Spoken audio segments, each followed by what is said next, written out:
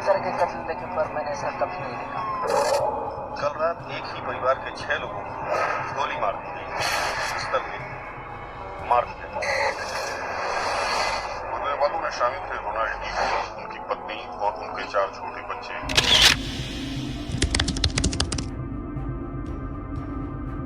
آخر اس خوفناک اور موسٹ مسٹیریس گھر میں ایسا کیا ہے جو صرف اس ایک اکلوتے گھر پہ more than 17 based on true story movies بن چکی ہیں اور مور دین 1000 بکس اس کرسڈ اور موسٹ ہارریبل ہاؤس پر لکھی جا چکی ہیں.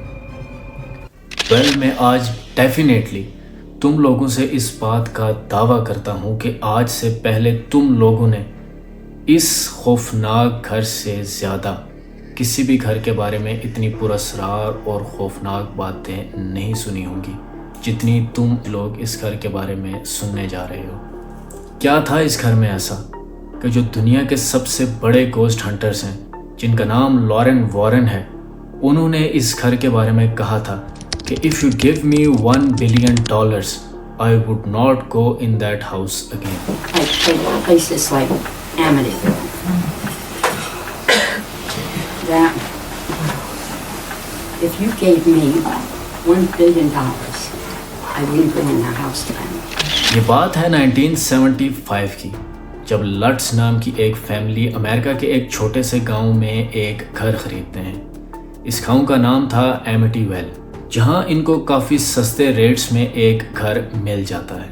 لیکن اس گھر کی پراسرار بات یہ تھی کہ جس شخص نے اس گھر کو سیل کیا تھا اس نے صرف یہ گھر ہی سیل نہیں کیا تھا بلکہ اس گھر میں موجود جتنا ساز و سامان تھا جیسے کہ پیانو، فرنیچر، کچن کا سامان، یہ بھی اس نے اس گھر کے ساتھ سیل کر دیا تھا، جو کہ کافی عجیب بات تھی. 112 اوشن ایونیو، ٹھیک کرسمس والے دن لٹس فیملی اس گھر میں شفٹ ہو جاتی ہے اور شفٹ ہونے کے کچھ ہی دیر بعد وہ لوگ اس گھر کو ایکسپلور کر رہے ہوتے ہیں کہ اچانک وہ ایک عجیب سی بات محسوس کرتے ہیں، بلکہ دیکھتے ہیں کہ اس گھر میں بیسمنٹ بھی موجود ہے جس کا ذکر اس گھر کے سیل کرنے والے نے ان سے نہیں کیا تھا. لٹس جو ہی اس بیسمنٹ کا ڈور اوپن کرتا ہے وہ دیکھتا ہے کہ یہاں سے اتنی عجیب سمیل آ رہی ہے کہ وہ یہاں کھڑا نہیں ہو سکتا. اس کو ایسا محسوس ہوتا ہے جیسے 100 سے بھی زیادہ ڈیڈ باڈیز یا خشک گلا سڑا ہوا گوشت کسی نے اس جگہ پہ پھینک دیا ہو اور وہ 100 سالوں سے یہاں پہ پڑا ہوا ہو. ایسی عجیب اور خوفناک اور پراسرار قسم کی سمیل یہاں سے آ رہی تھی. ایک اور بہت عجیب سی بات وہ نوٹ کرتا ہے. وہ دیکھتا ہے کہ اس کمرے کی 3 دیواریں تو ایک ہی کلر کی تھیں جبکہ ایک دیوار کا کلر بالکل ریڈ ہوتا ہے، لیکن در حقیقت وہ کلر نہیں ہوتا، وہ بلڈ سے کلر کیا گیا ہوتا ہے اس دیوار کو. لٹس فوراً اس روم سے باہر نکل آتا ہے اور گھر والوں کو منع کر دیتا ہے کہ دوبارہ اس بیسمنٹ میں کوئی نہیں جائے گا. اس گھر میں شفٹ ہونے کے کچھ ہی گھنٹوں بعد، ابھی ایک دن پورا بھی نہیں ہوا تھا، لٹس جو ہی رات کو سوتا ہے کہ اچانک اس کی آنکھ کھل جاتی ہے اور وہ دیکھتا ہے کہ اس کی وائف ہوا میں لیویٹیٹ ہو رہی ہے، یعنی ہوا میں تیر رہی ہے. لٹس کو سمجھ نہیں آ رہا ہوتا کہ آئے ہوئے کچھ ہی دیر ہوئے ہیں اور ہمارے ساتھ یہ کیا ہو رہا ہے. آہستہ آہستہ یہ فیملی سمجھنے لگتی ہے کہ کوئی نہ کوئی اس گھر میں سپر نیچرل پاور موجود ضرور ہے. رات کے وقت پیانو کا اپنے آپ بجنے لگ جانا، کچن میں پلیٹوں کا ٹوٹنے لگ جانا اور نیچے بیسمنٹ سے چیخو پکار اور چلانے کی آوازوں کا آنا اس گھر میں ایک عجیب سی بات ہو گئی تھی. ایک دن جب لٹس رات کے وقت سویا ہوتا ہے کہ اس کو اچانک سوئمنگ پول سے کسی کے رونے کی آواز آتی ہے. وہ جو ہی لائٹ آن کر کے سوئمنگ پول میں دیکھتا ہے تو اچانک اس کی چیخ سے پورے گھر والے اٹھ جاتے ہیں. وہ اپنے گھر والوں کو ایک روم میں جمع کرتا ہے اور روم لاک کر دیتا ہے. اس سے جب پوچھا جاتا ہے کہ تم نے ایسا کیا دیکھ لیا تھا جس کے بعد تم چیخ رہے تھے، تو اس نے کہا کہ جو ہی میں نے لائٹ سوئمنگ پول میں کی، سوئمنگ پول میں پانی کی جگہ بلڈ بھرا ہوا تھا اور ایک چھوٹا بچہ वहाँ बैठ के रो रहा था। अब ये काफ़ी पुरस्कार बात थी, जिसके बाद ये फैमिली डिसाइड करती है कि सुबह हम प्रीस्ट को बुलाएंगे और जो जो इस घर में कर्स्ड चीज़ें हैं वो उनको यहाँ से निकाल देगा। अगले दिन प्रीस्ट को बुलाया जाता है और प्रीस्ट के आने के ठीक 15 मिनट बाद जो ही प्रीस्ट अपना काम स्टार्ट करते हैं, यानी होली वाटर से इस घर को इन कर्स्ड चीज़ों से छुटकारा दिलाने की कोशिश करते हैं, तब एक अननोन पावर उस प्रीस्ट के अंदर घुस जाती है, जिसके बाद ये प्रीस्ट ज़ोर ज़ोर से अपना सर दीवार पे मारने लगता है, जिसके बाद लट्स फैमिली के होश उड़ जाते हैं और वो लोग फ़ौरन ही हॉस्पिटल कॉल करते हैं एम्बुलेंस को, जिसके बाद एम्बुलेंस आती है और इस प्रीस्ट को हॉस्पिटल एडमिट कर दिया जाता है काफ़ी सीरियस हालत में। इसी दौरान लट्स को एक शख्स मिलता है जो उसको बताता है कि क्या तुम्हें मालूम है जिस घर में तुम रहते हो, इस घर में तो आज से 1 साल पहले 6 मासूम लोगों को इंतहाई पुरस्कार और बेदर्दी से कत्ल कर दिया गया है। ये बात लट्स सुनते ही इस घर को छोड़ने का फैसला कर देता है, बगैर अपना सामान इस घर से उठाए।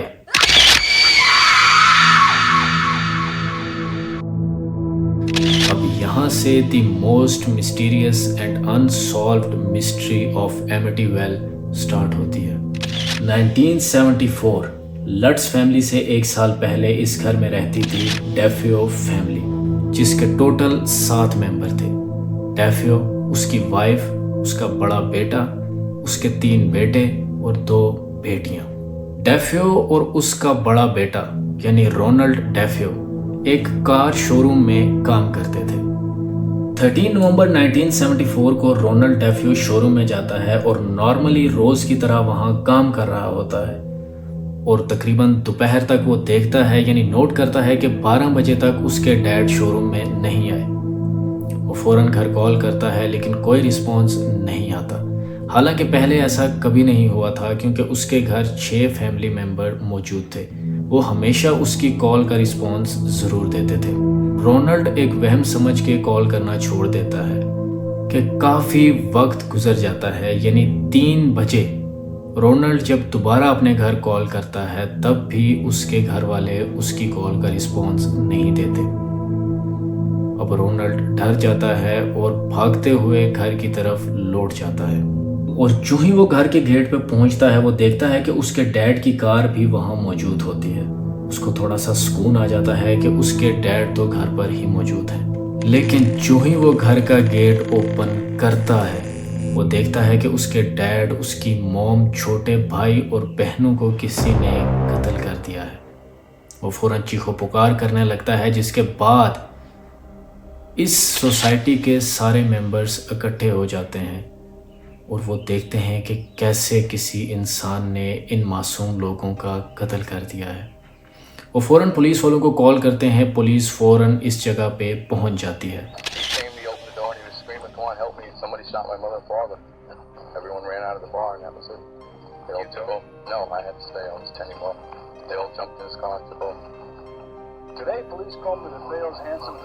पुलिस फ़ौरन इन्वेस्टिगेशन स्टार्ट करती है और वो लोग ये समझते हैं कि शायद इस फैमिली का कोई दुश्मन है जिसने इस एक फैमिली के 6 मेंबर्स को बेदर्दी से कत्ल कर दिया है। वो फ़ौरन ये फैसला करते हैं कि रोनाल्ड को भी कुछ अरसा पुलिस स्टेशन में रखा जाएगा ताकि कोई रोनाल्ड को भी नुकसान ना पहुंचा दे, क्योंकि रोनाल्ड ही इकलौता बंदा इस फैमिली का जिंदा बचा था। What about Ronald DeFeo, the son, the surviving son? Ronald is being safeguarded by the Suffolk County Police at this time. Why safeguarded? Why? Because there's 6 members of the family dead, and we don't know why, and he's the sole remaining member. वो इसको police station protection के लिए ले जाते हैं। अब जब police मज़ीद इस घर की इन्वेस्टिगेशन स्टार्ट करती है तब उनको ये पता चलता है कि जिसने भी इन सब का कत्ल किया है वो हर रूम में जाकर एक एक को मारा है। लेकिन एक चौंकाने वाली बात ये थी कि वो शख्स रोनाल्ड के रूम में नहीं गया था, यानी इसके डैड के रूम में गया था, इसकी बहनों के रूम में गया था, इसके छोटे भाइयों के रूम में गया था وہ قاتل لیکن رونلڈ کے روم میں نہیں گیا تھا.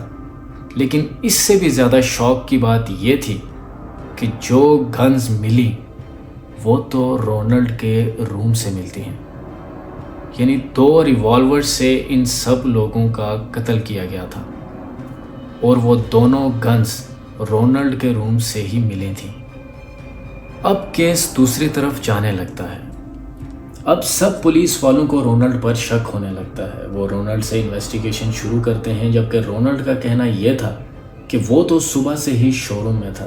اس کو اس بارے میں گھر آ کر بعد میں پتہ چلا کہ اس کے فیملی ممبرز کا کسی نے قتل کر دیا ہے. اب یہ کیس کافی انٹرسٹنگ ہونے لگتا ہے. بڑے بڑے انویسٹیگیٹرز بلائے جاتے ہیں تو ایک بہت عجیب بات پتہ چلتی ہے جو کہ اب آپ لوگ بھی سن کر حیران ہو جاؤ گے. ان کو یہ پتہ چلتا ہے کہ قتل صبح نہیں بلکہ رات کو 2 سے 4 بجے کے درمیان میں کیے گئے تھے. ہاں، جیسا تم لوگ سوچ رہے ہو ویسا ہی ہے. رونلڈ تو صبح 9 بجے شو روم جاتا تھا. اٹس مین کہ جب یہ سارے لوگ قتل کیے گئے تب رونلڈ یہاں موجود تھا. اب پولیس والوں نے جب رونلڈ کو انٹروگیٹ کرنا سٹارٹ کیا تب وہ مان ہی نہیں رہا تھا کہ اس نے ایسا کچھ کیا ہے.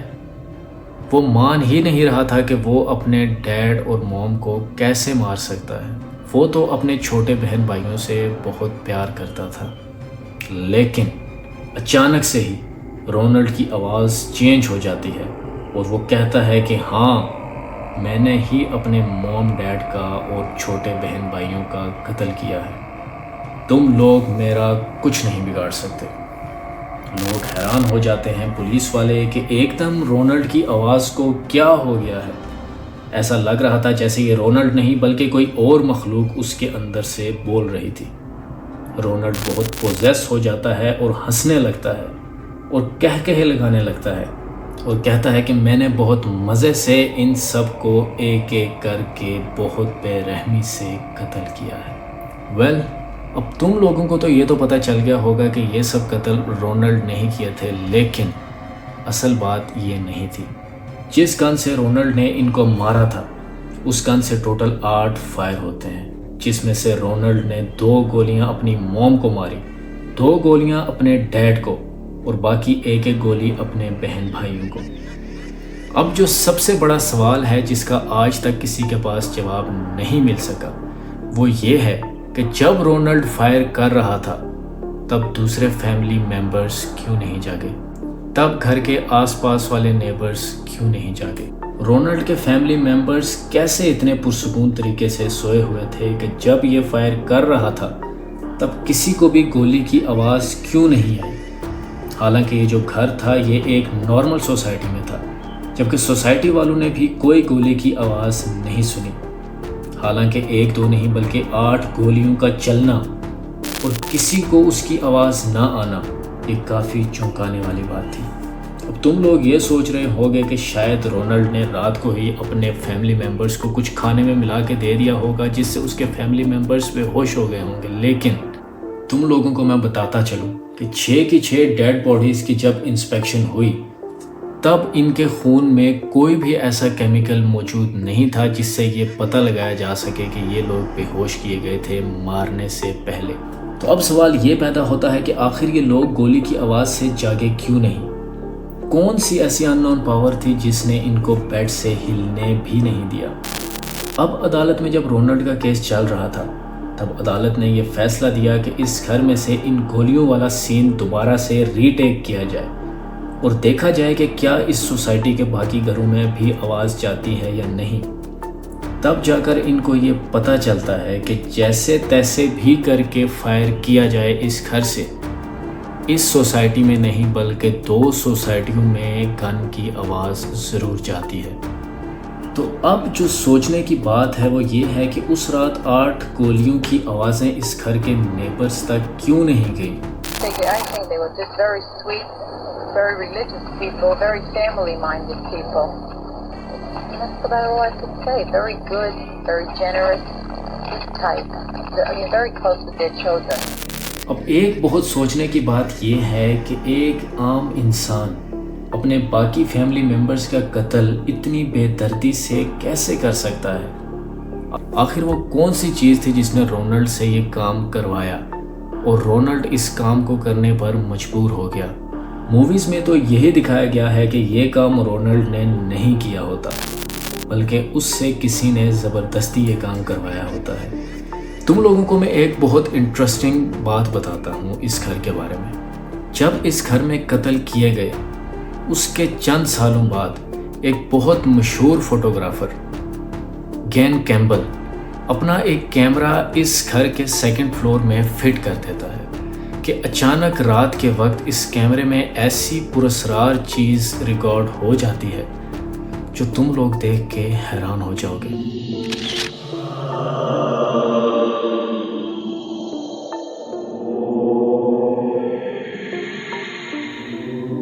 تم لوگ صاف دیکھ سکتے ہو کہ ایک چھوٹا بچہ کیمرے کی آنکھ میں قید ہو جاتا ہے، جس کے لیے یہ مشہور ہے کہ یہ جان میتھیو ڈیفیو کا گوسٹ ہے، یعنی اس فیملی کا جو سب سے چھوٹا بیٹا تھا یہ وہ ہے۔